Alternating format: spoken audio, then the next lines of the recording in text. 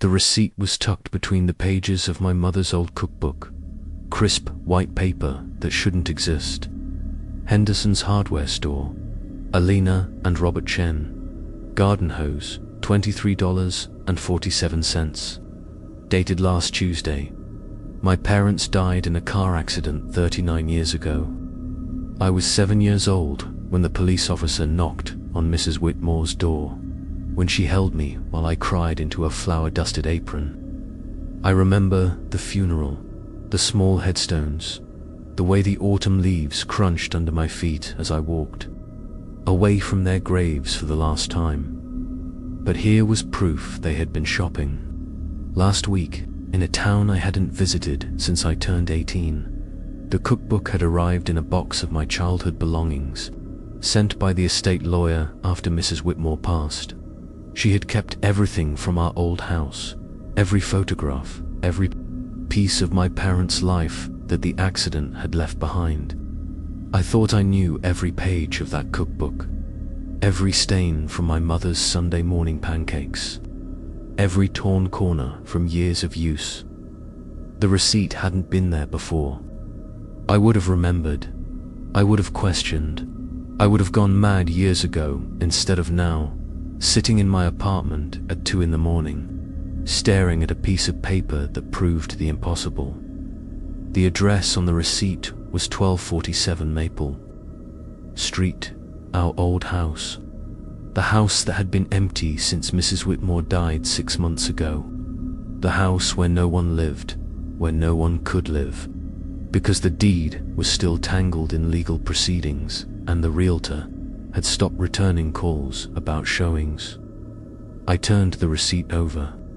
In my mother's handwriting, faint but unmistakable, were the words, "For the back garden," Michael's favorite spot, the back garden where she used to grow tomatoes, where she taught me to plant seeds in neat rows, where my father would water everything each evening after work, where I buried my goldfish when I was 6, and where they found my parents' car keys 2 days after the accident, somehow dropped, in the soil near the roses.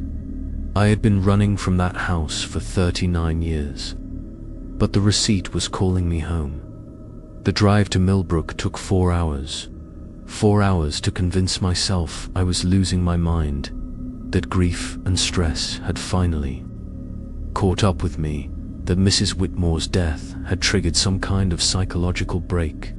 4 hours to turn around a dozen times, to stop at rest stops and stare at the receipt under fluorescent lights, to call the hardware store and hang up when someone answered, but I kept driving, because somewhere in the back of my mind, in the place where 7-year-old boys keep their deepest wishes, I wanted it to be real, signed by me.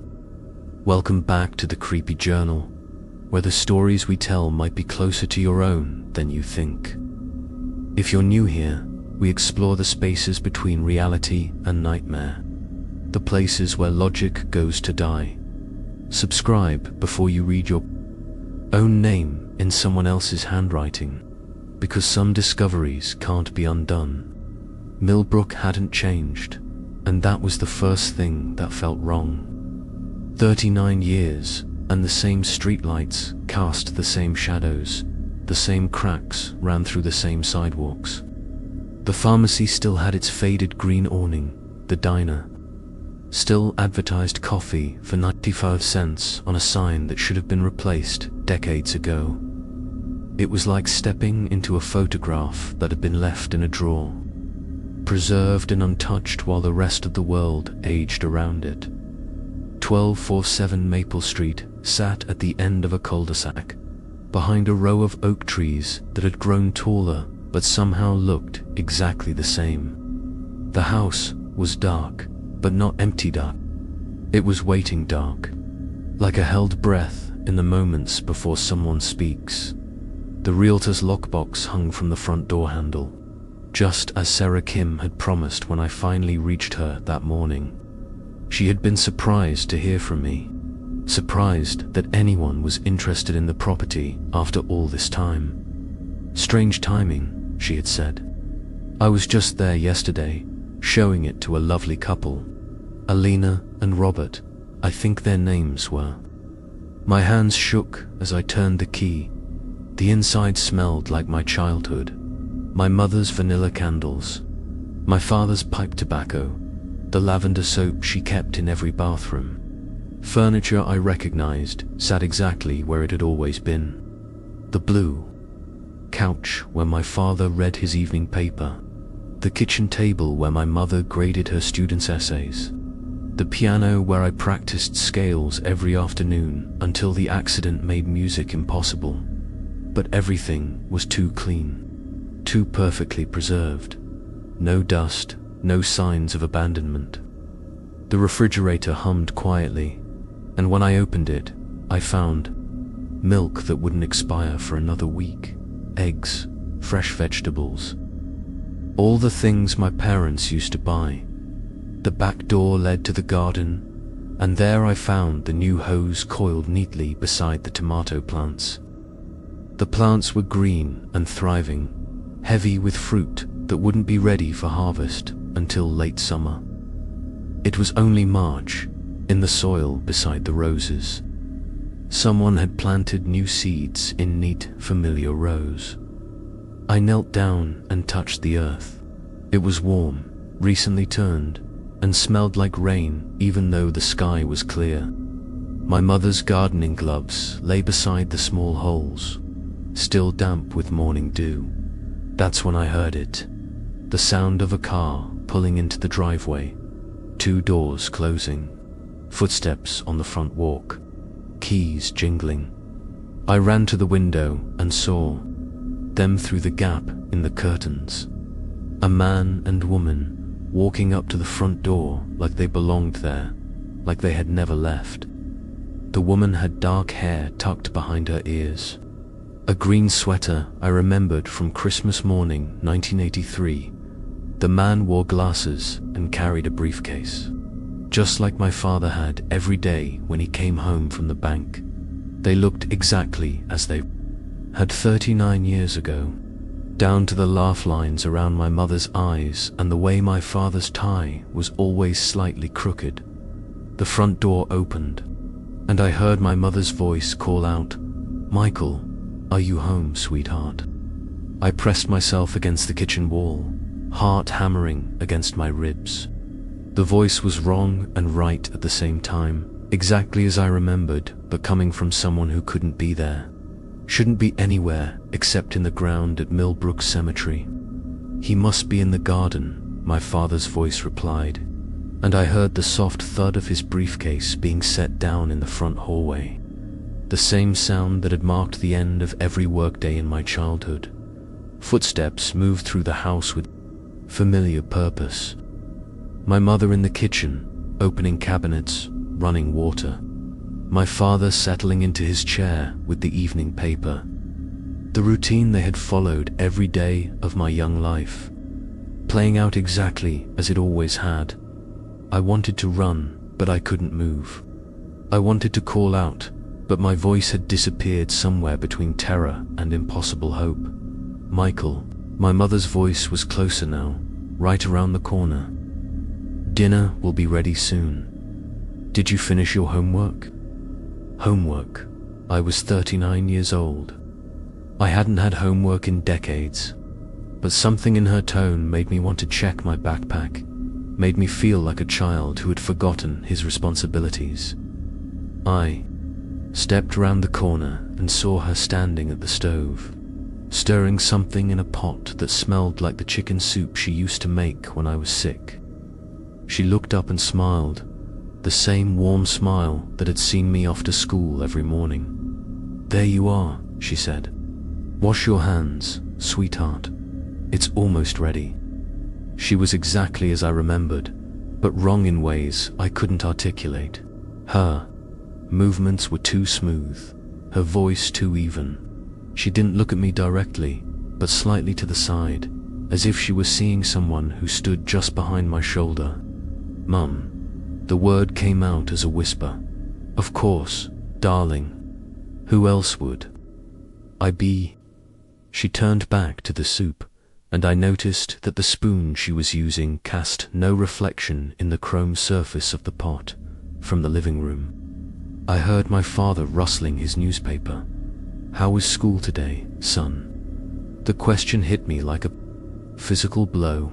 School. They thought I was 7 years old.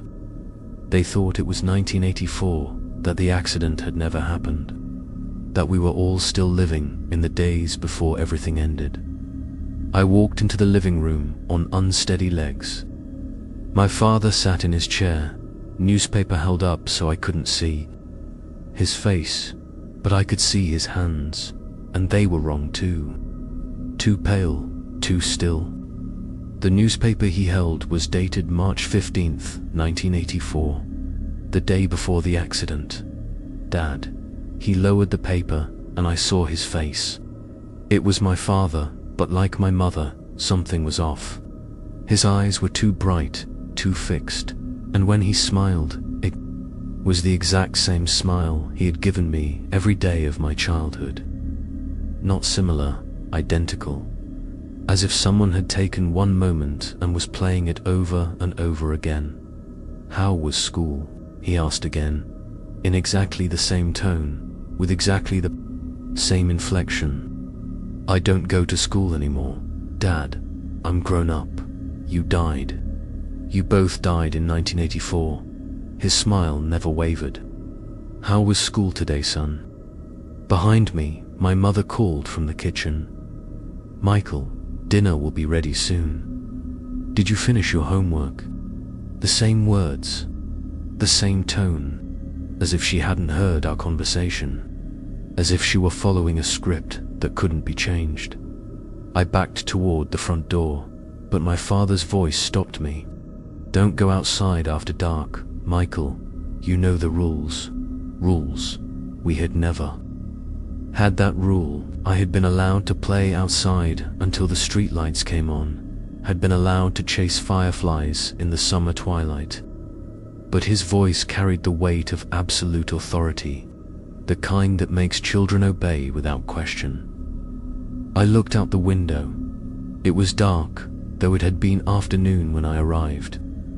The streetlights were on, casting the same pools of yellow light they always had, but something moved between them, shapes that weren't quite shadows, weren't quite people. "Come, have dinner," my mother called, "before it gets cold." I wanted to leave. Every rational part of my mind screamed that I should run, should get in my car and drive away and never come back. But a deeper part, the part that had missed them every day for 39 years, wanted to stay. Wanted to pretend that this was real, that I could have dinner with my parents one more time. I sat down at the kitchen table, in the same chair I had occupied as a child. My mother set a bowl of soup in front of me, and it smelled exactly right, exactly like home. But when I looked down at it, I saw my own reflection staring back from the surface, and my reflection was 7 years old. The soup was too hot, but I ate it anyway, burning my tongue the way I had as a child when I was too eager to taste my mother's cooking. Across from me, my parents ate in perfect synchronization, their spoons moving at exactly the same rhythm, their eyes never quite meeting mine after dinner. My father retreated to his chair with the newspaper, and my mother began washing dishes that had been clean moments before. I sat at the table, staring at objects that shouldn't exist. The salt shaker was one I recognized, blue ceramic with a tiny chip on the base where I had dropped it when I was 6. But beside it sat a pepper shaker I had never seen before, black ceramic that seemed to absorb the light around it. When I reached for it, my hand passed through it like smoke. On the counter, my mother's purse sat open, and I could see inside. Her wallet, her keys, a shopping list written in her neat handwriting. But there was also a photograph I didn't remember, showing the 3 of us standing in front of the house. I looked older in the picture, maybe 10 or 11, but I had no memory of it being taken in the living room. The bookshelf held all the same volumes my father had collected over the years, but there were gaps where books should have been, and new books that made no sense. How to Prepare for Tomorrow by an author whose name I couldn't focus on. The Art of Staying by someone called M. Chen. M. Chen, my initials. I pulled the book from the shelf, and it fell open to a page near the middle. The text was in my handwriting, but I had never written these words. Day 1, they remember me as I was, not as I am. The loop is stronger than I thought. Each time I try to leave, I forget why I wanted to go. Day 7, found another receipt. This one dated tomorrow. I think I'm starting to understand. Day 23, Mum asked about homework again. I told her I finished it, but I can't remember what grade I'm supposed to be in. The house is changing me back. Day 47, I saw myself in the window across the street. 7 years old, riding a bicycle I had forgotten I owned. He waved at me, and I waved back. Day 183, I don't want to leave anymore. Why would I want to leave? The entries went on for pages, hundreds of days documented in my own handwriting, describing a life I couldn't remember living. The dates made no sense. Some were from the past, some from the future, some from years that didn't exist. I slammed the book shut and shoved it back onto the shelf, but it wouldn't stay. It fell to the floor, opening again to a different page. Day 1, they remember me. As I was, not as I am. The loop is stronger than I thought. The same entry, the same words, as if the book were resetting itself, starting over every time I tried to put it away. From the kitchen, I heard my mother call, Michael, come help me with the dishes. But I had already helped with the dishes. We had already finished dinner. I looked at my watch, the same watch I had worn for years, and saw that it was running backward. The second hand moved counterclockwise, and the time showed 6:30, though dinner had been at 7:00 in the kitchen. My mother stood at the sink with her back to me, washing the same plate she had been washing before. The water ran red for a moment, then clear, then red again. Mum, she turned, and her face was wrong. Not different, but wrong, like a photograph that had been slightly overexposed. Her smile was too wide, her eyes too bright. There you are, she said, exactly as she had before. Wash your hands, sweetheart. Dinner will be ready soon. The soup pot was back on the stove, steam rising from it as if she had just started cooking. But I could still taste the soup I had eaten, still feel the burn on my tongue. We already had dinner. Don't be silly, she said, stirring the pot with the spoon that cast no reflection. How was school today? The same question, the same tone, the same smile that never reached her eyes. I backed out of the kitchen and bumped into my father, who was walking toward his chair with the same newspaper, folded in exactly the same way. How was school today, son? I ran to the front door, but the handle wouldn't turn. The key was gone from my pocket, and the lockbox outside was empty. Through the window, I could see my car in the driveway, but it looked wrong too. Older, like the car my parents had driven in 1984, the car they had died in. The stairs to the second floor beckoned from the front hallway, but I had avoided them since arriving. In my childhood, the upstairs had been simple. My parents' bedroom, my room, a bathroom, and a small office where my father paid bills on Sunday afternoons. But now, looking up, I could see a light coming from somewhere that shouldn't exist.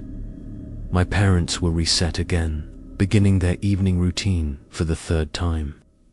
My mother in the kitchen, my father with his newspaper. The same words, the same movements, the same impossible return to a time that had ended decades ago. I climbed the stairs, each step creaking in the same pattern I remembered from childhood. At the top, the hallway stretched longer than it should have, with doors that hadn't been there before. My old room was at the end, exactly as I had left it when I turned 18. Posters of baseball players whose names I had forgotten, a desk where I had done homework that no longer mattered, a bed with the same blue comforter my mother had bought me for my 13th birthday.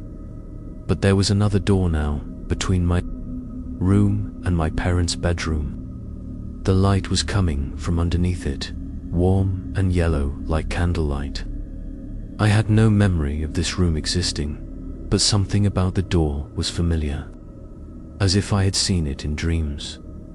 I pressed my ear against the wood and heard voices. Not my parents' voices, but other people, talking quietly. I could make out words, the same time every night he doesn't remember yet. How many times do you think the doorknob was cold under my palm, colder than it should have been in the warm house? When I turned it, the door opened into a room that couldn't exist. It was my parents' bedroom, but wrong. The furniture was the same, but arranged differently.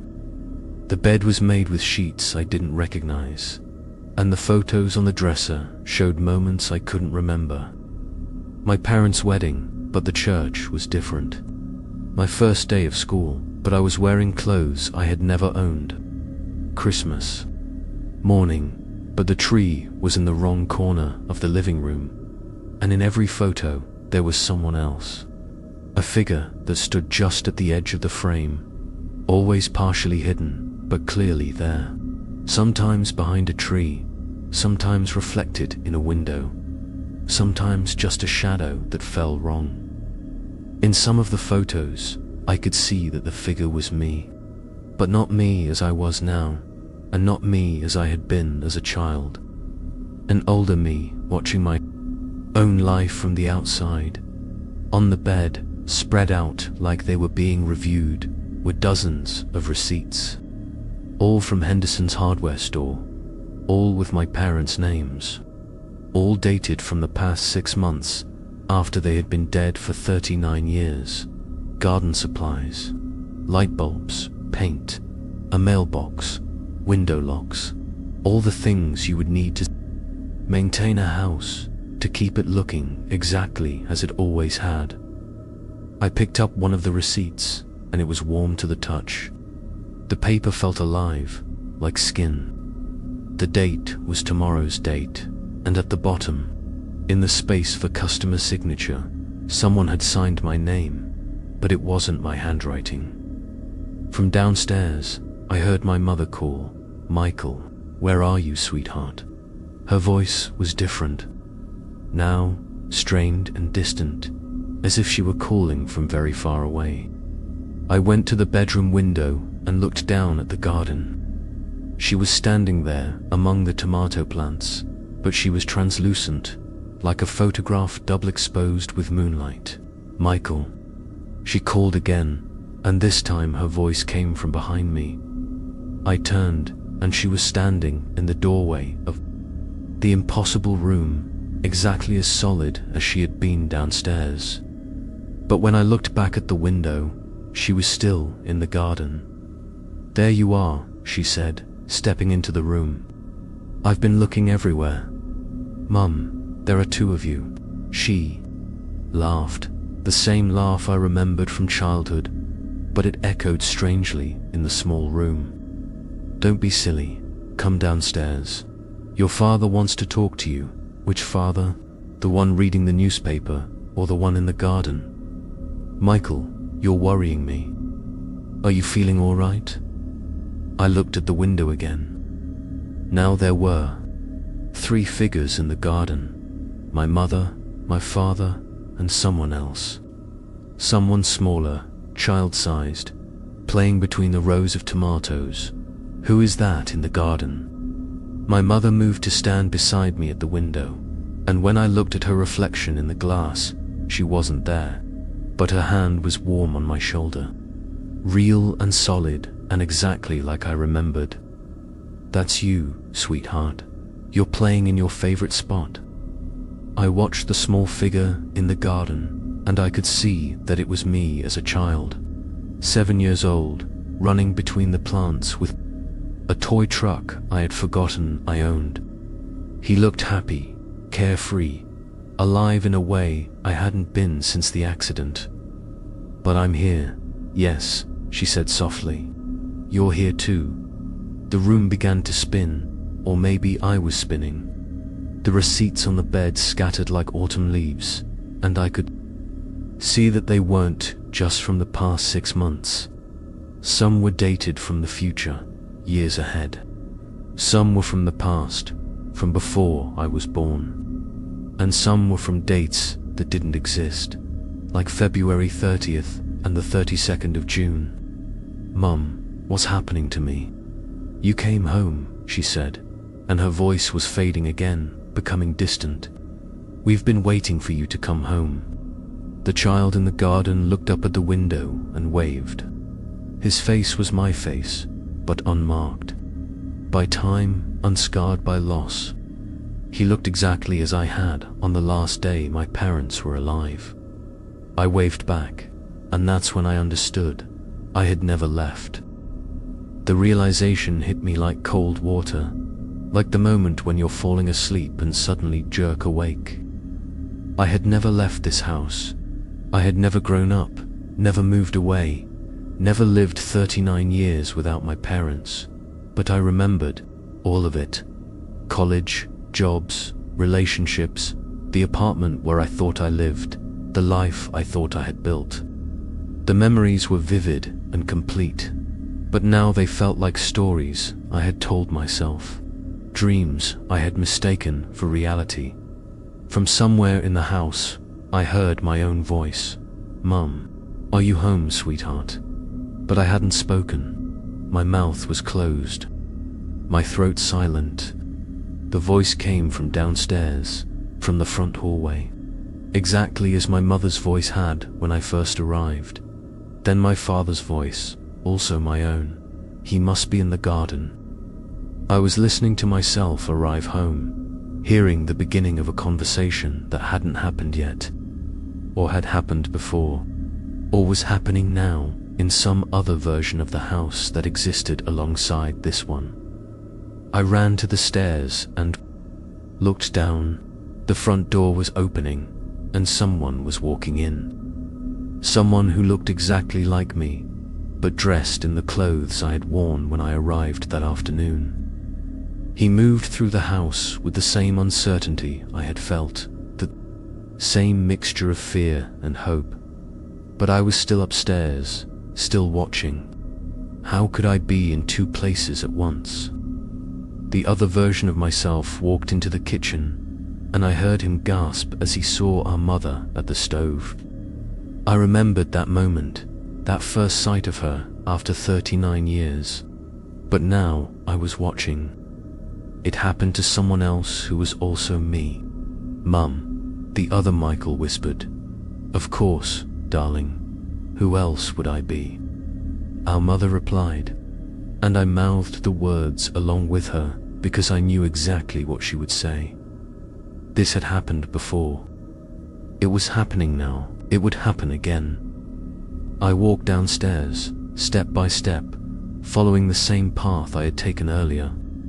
In the living room, my father sat with his newspaper, and when he saw me, he smiled. How was school today, son? I already asked you that question, I said. Did you? He looked genuinely puzzled. When? An hour ago, and yesterday, and tomorrow. Time is funny in here, he admitted, folding his newspaper. Sometimes it goes forward, sometimes back. Sometimes it goes sideways, into places that never were but might be. In the kitchen, I could hear two voices now, my mother's and the other Michael's. having the same conversation I had had with her. But they were slightly out of sync, like an echo that comes before the original sound. "Dad, how long have I been here? Which time?" he asked. "This is your first visit, but also your 100th.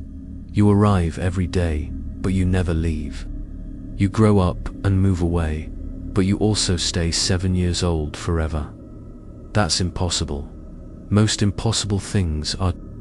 He stood and walked to the window, looking out at the garden where multiple versions of my childhood self played among the tomatoes. "Your mother and I, we died in 1984, but we also didn't die. We came home instead, and we've been waiting for you." "Waiting for what?"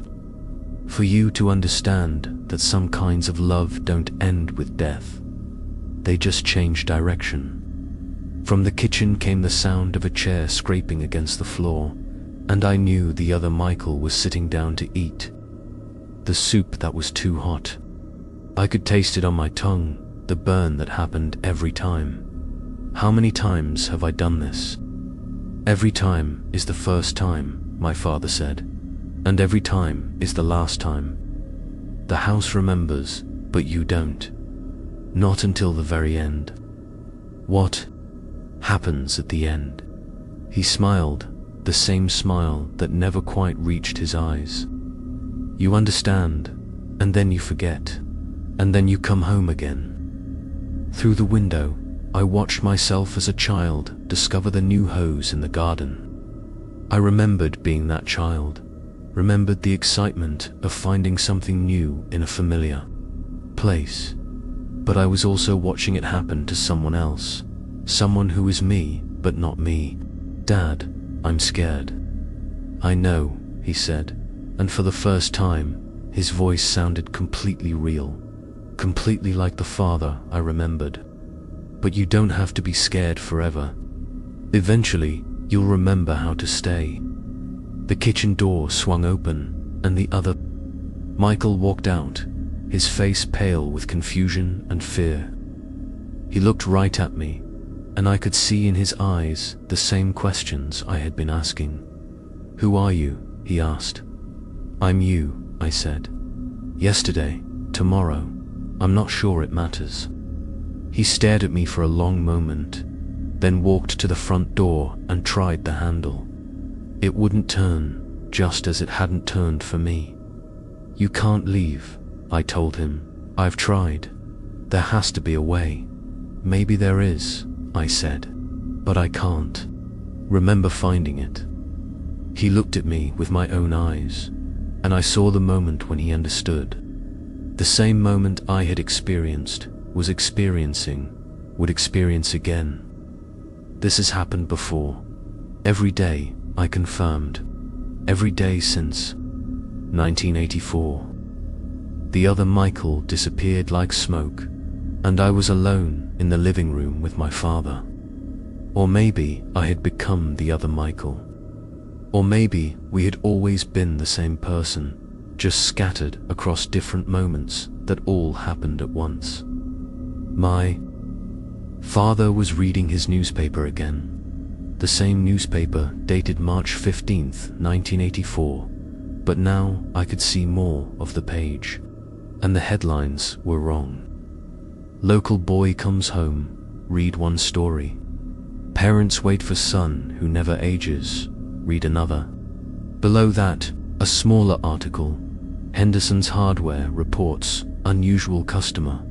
Family shops for supplies, decades after death. "Dad, the newspaper, oh, this." He folded it and set it aside. "The news is always the same here. The only story that matters keeps happening over and over." I walked to the mantelpiece, where family photos sat in frames I recognized. But the photos were different now, showing moments that spanned impossible years.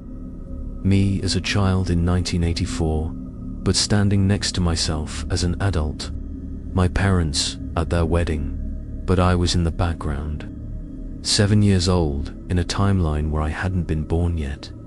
One photo showed the three of us at Christmas, but there were multiple Christmas trees in the background, each decorated differently, as if several different Christmases were happening simultaneously.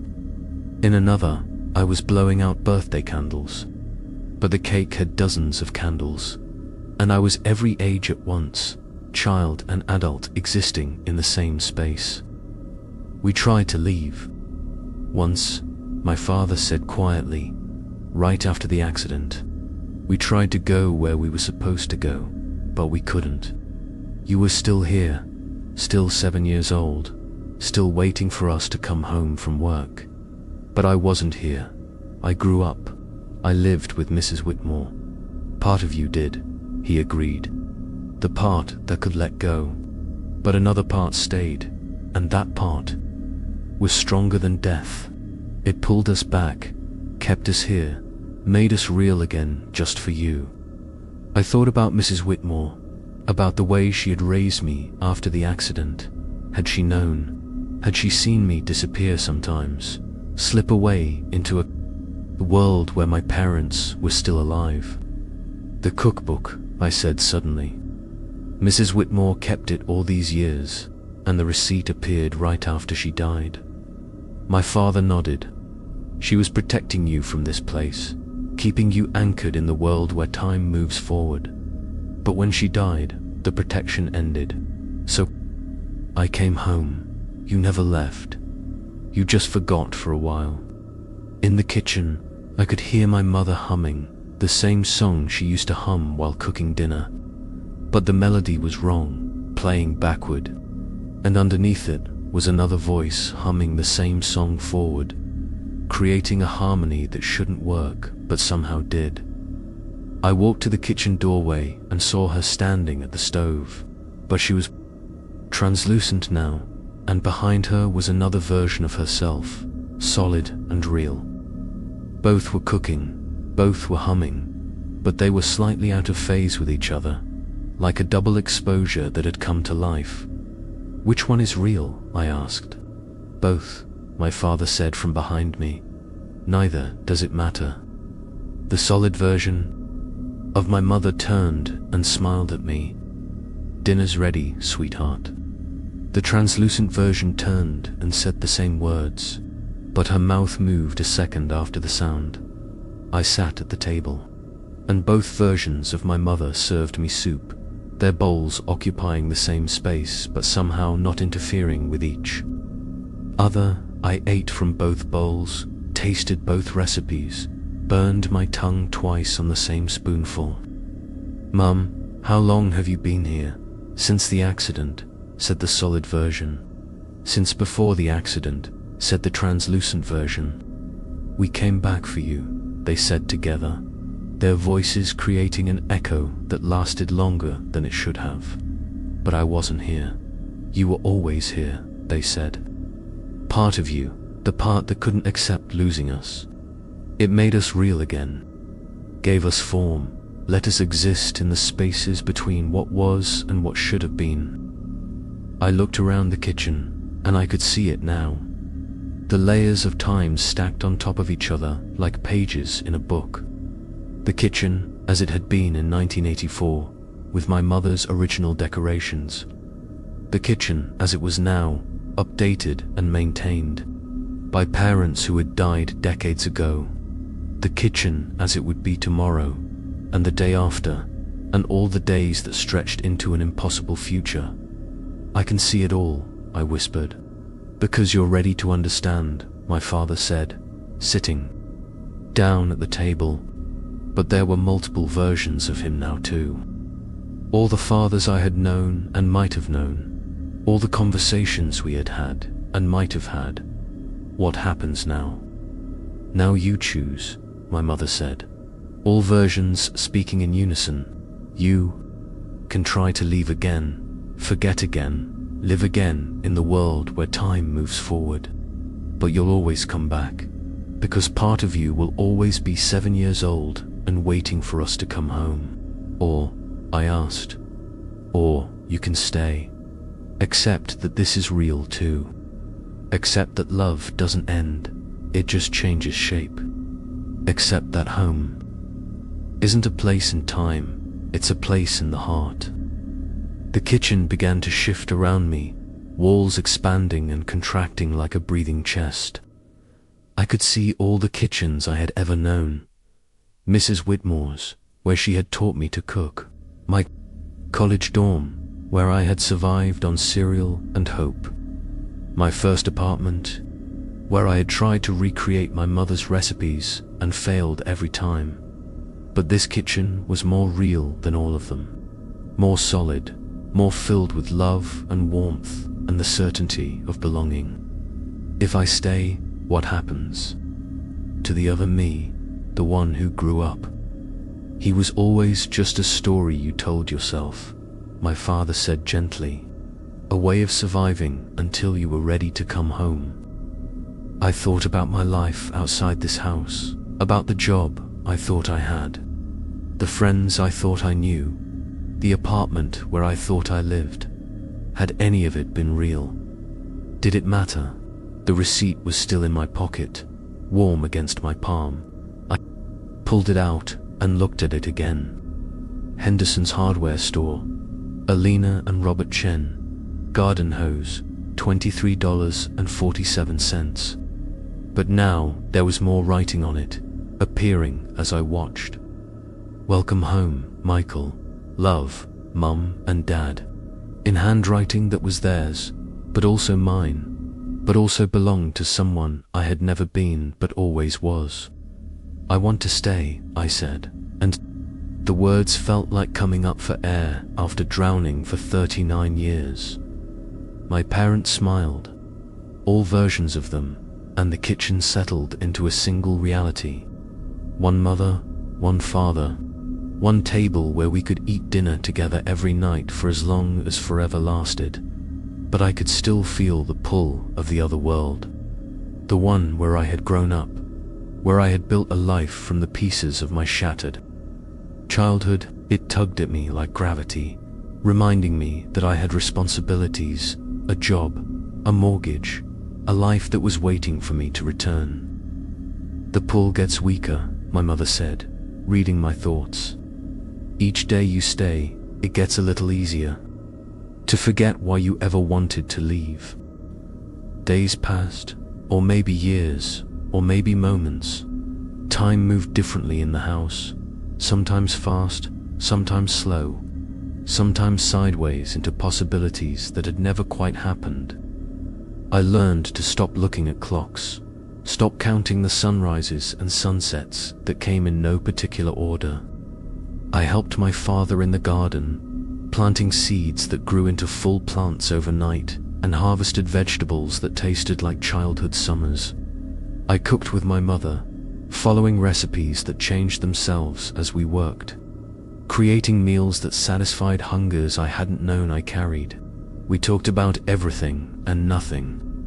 My father told me stories about his work at the bank, but now the stories were different, fuller, including details he had never shared when he was alive. My mother showed me her lesson plans for students. She had taught decades ago, students who visited us sometimes, still 7 and 8 years old, still eager to learn. The house filled with people from our past, neighbors who had moved away, relatives who had died, friends I had forgotten I ever knew. They came for dinner, stayed for conversations that lasted hours or seconds, left through doors that led to their own impossible homes. Mrs. Whitmore visited once, looking exactly as she had when I was 7. She sat at our kitchen table and drank tea that steamed with memories. I tried to keep you safe, she said, patting my hand with fingers that felt like paper and love. But some children belong to more than one world. Are you angry that I came back? Oh, sweetheart, she laughed, and the sound was like wind chimes made of laughter. I never left either. I've been waiting in my own kitchen, making cookies for grandchildren who visit me from the time before time. We all find our way home eventually. The other Michael appeared less frequently now, the one who remembered growing up, who carried the weight of adult concerns. When he did visit, he looked tired, worn down by a life that felt increasingly like a dream he couldn't quite wake up from. "You have to come back," he would say. "You have responsibilities, a job, bills to pay." "Do I would ask, "or do you?" We would stare at each other across the impossible distance between child and adult, between staying and leaving, between love and loss. Eventually, he would fade, and I would be alone again with my parents and the certainty of home. But one day, he didn't fade. He sat across from me at the kitchen table, solid and real and desperate. "I'm forgetting," he said. "I can't remember my address. I can't remember my job.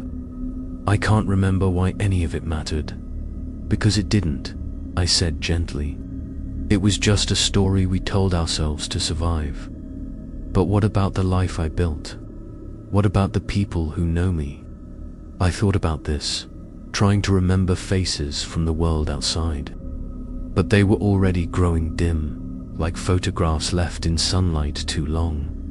"Did they really know you?" I asked. "Or did they know the person you pretended to be because you couldn't be the child who lost his parents?" He stared at me for a long time, and I could see the moment when he understood.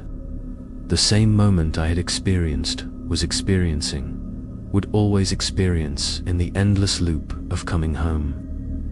"I want to stay too," he said finally. "Then stay." He reached across the table and took my hand, and when our fingers touched, we became one person again. Not the adult I had tried to be, not the child I had always remained, but something in between. Someone who could hold both truths at once, that my parents had died, and that they had never left me, the house sighed around us, settling into its final form. The multiple realities collapsed into one solid truth. We were home, we were together, and that was all that mattered. My father looked up from his newspaper, a different paper now, one that told the story of a family reunited across the boundaries of life and death. "Welcome home, son," he said.